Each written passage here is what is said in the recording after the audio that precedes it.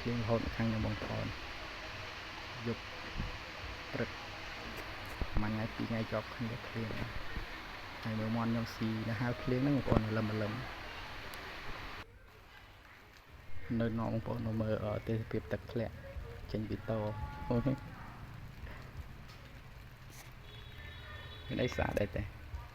អូមណយពណ៌ធម្មជាតិ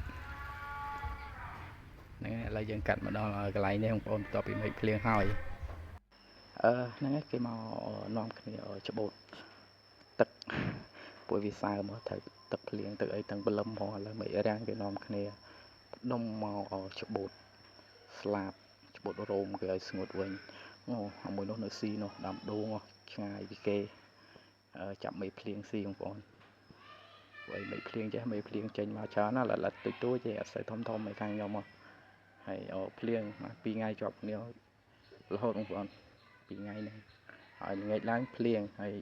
ព្រលឹមឡើងភ្លៀងទៀតស្ទុំជាប់គ្នាអញ្ចឹងហ្នឹងបងប្អូនសម្រាប់បងប្អូនចង់ចេះចង់ដឹងពីការគ្រប់គ្រងកូនមន់អត់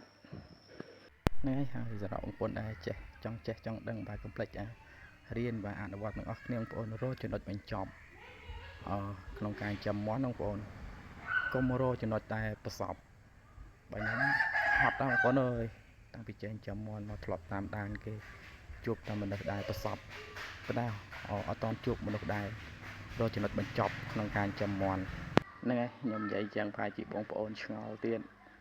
ថាម៉េចបានជាអត់ដែលជួបមនុស្សដែលរកចំណុចបញ្ចប់ឃើញ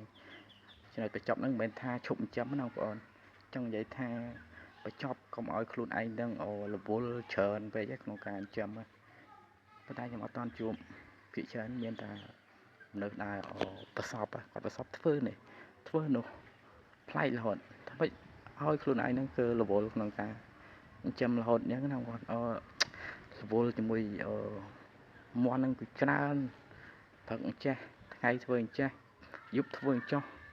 ចំណុចបញ្ចប់អត់ខ្លួនឲ្យខ្លួនឯងអត់ឃើញធ្វើយ៉ាងណាឲ្យខ្លួនឯងនឹងគឺរវល់កាន់តែច្រើនទៅហើយអត់ប្រកាសថាល្អទៀត